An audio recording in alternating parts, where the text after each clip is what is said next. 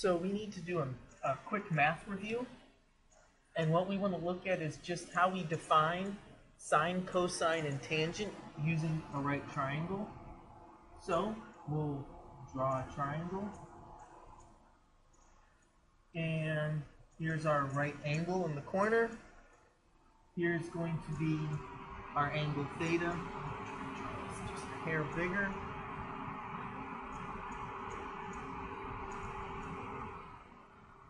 There's our right angle. This is our angle theta that we're interested in. And so whenever you have a right triangle, there's the sides of the triangle are defined this way. This side is called the opposite because it's opposite the angle. This is called the adjacent side because it's next to the angle. And this side here is called the hypotenuse. And so we have three functions we want to look at: sine, cosine, and tangent. Sine, the sine of the angle, sine of theta, is equal to the opposite over the hypotenuse. So if you know the length of this side and the length of the hypotenuse, you can determine, you know that the sine of theta equals the opposite over the hypotenuse. The next one we want to define is called the cosine of theta. And the cosine of theta is the adjacent over the hypotenuse.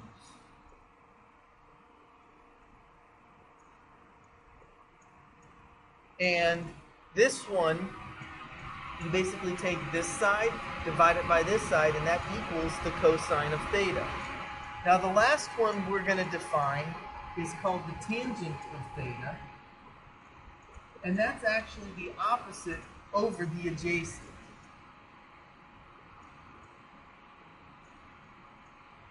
And so these three functions make up how we can determine, with an angle, we can determine lots of different things about our triangle. Now there is one more thing that we always have to keep in mind. It's called the Pythagorean theorem. And that tells us that the hypotenuse squared equals the opposite squared plus the adjacent squared. And so we're going to use, a lot of times whenever we're using vectors, we'll see that these four things, sine, cosine, tangent, and the Pythagorean theorem, give us the information and tools we need to deal with vectors. Now just as a simple example, so we can also understand how to do something, let's take a look at one triangle, and we'll actually just put numbers in here. So let's just say that our adjacent side has a value of 3. The opposite is, 4, and the hypotenuse is 5. And this makes up a 3, 4, 5 triangle. So what we'll do is we'll say, if we wanted to know, let's say we wanted to know our angle here. Well, let's just say that we wanted to use the sine to get this angle. So the sine of theta would be equal to the opposite over the hypotenuse, which is 4 over 5. Now, in order to actually get theta, what we would have to do is we have to take advantage of the of mathematical operations. So the sine of theta equals this. Now what you can do is, one of the things in math is, whatever you do to one side, you have to do to the other for it to be equal. So what I want to do is I want to take sine to the -1, or the inverse sine of both sides. So if I take the inverse sine of both sides, the sine inverse on the sine cancels out the sine, and then you get that theta equals the inverse sine of 4 over 5. So then what you do is you make sure that if you have one of those TI style big calculators, programmable calculators, you need to make sure that your calculator is in degrees, which you do under your settings or mode button. But then you come in and you take 4 divided by 5, you could take the inverse sine of that, and you should get 53 degrees. Let's just make sure. So 4 divided by 5 is 0.8, inverse sine, 53.13 degrees. And so here's just a simple example of using the inverse sine to get the angle. Now we should be able to do the same thing with cosine. So let's just take a quick look, and it should give 53 degrees. So let's take a look at cosine. So the cosine of theta is equal to 3 over 5. Because it's adjacent over hypotenuse. Now if we take cosine inverse of both sides,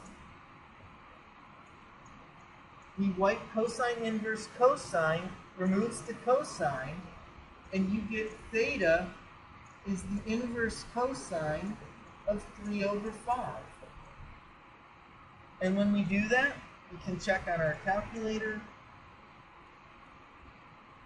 3 divided by 5, inverse cosine, 53.13 degrees. So we can see that we have our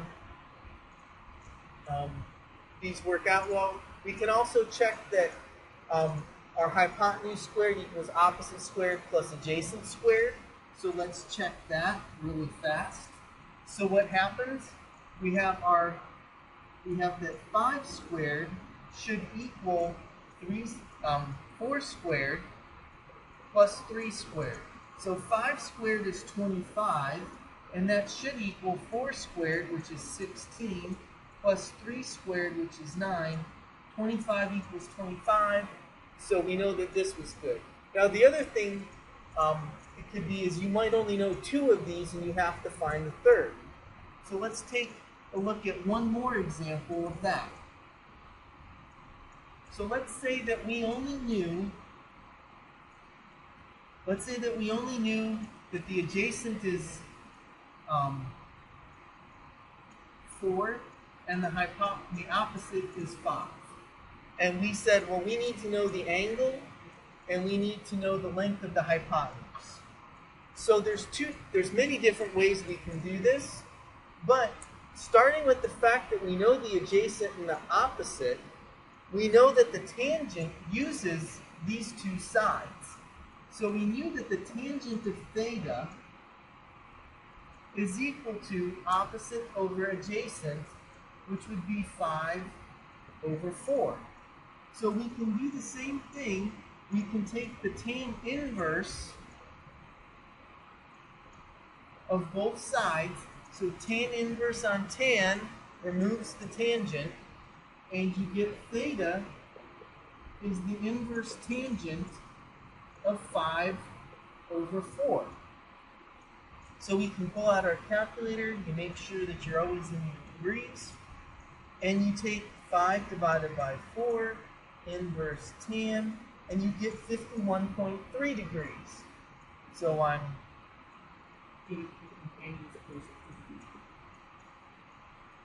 and now that we know that our angle is 51.34,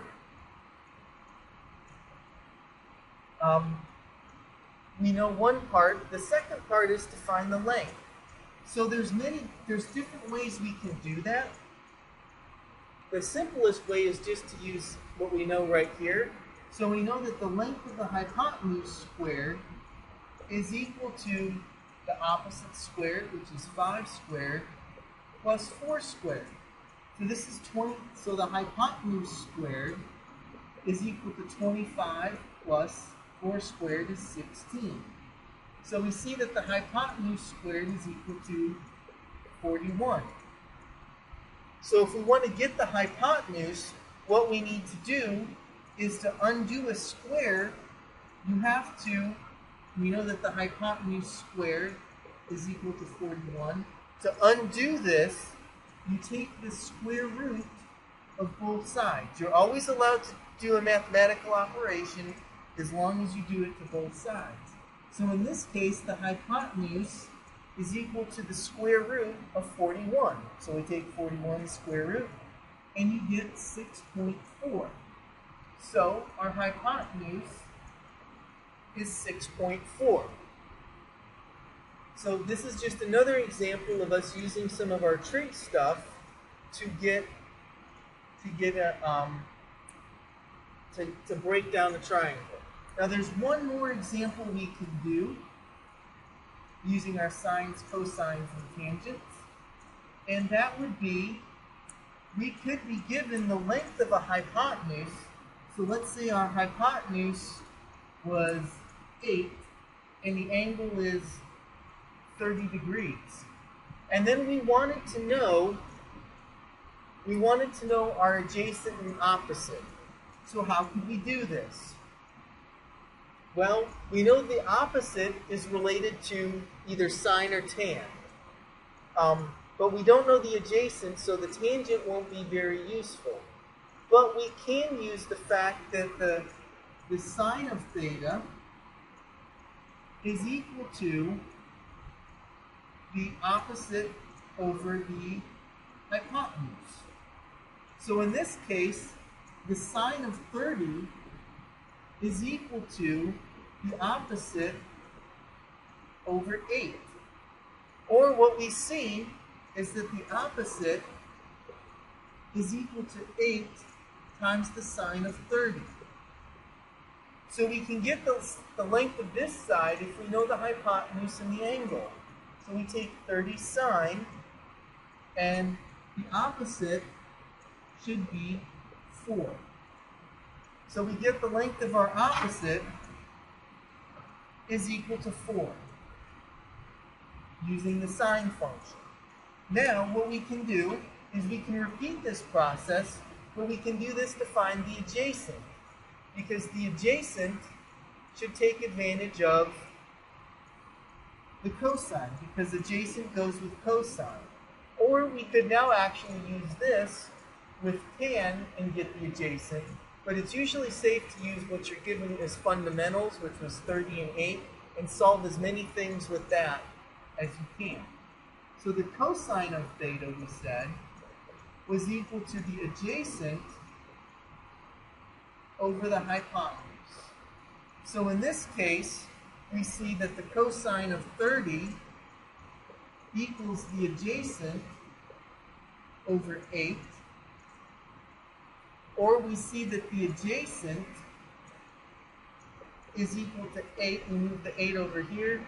8 times cosine of 30, and cosine of 8, and you get 6.93. So we see that the adjacent is 6.93.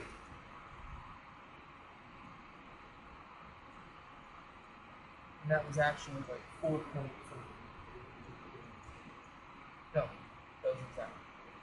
So, we now, using our sines and cosines, we were able to determine the opposite and the adjacent. Now we can always use our Pythagorean theorem as a check.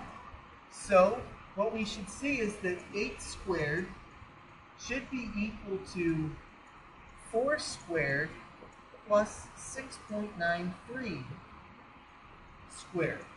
So this should come out pretty close because this is a rounded number, but we should get something pretty close. So this is 48 and 16, and this should be 64.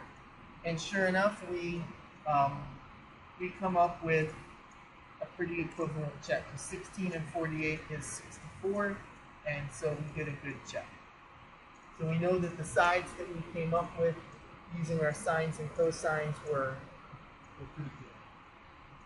So this was just a look at using sine, cosine, and tangent with the Pythagorean theorem to get an understanding of how we can calculate things for triangles.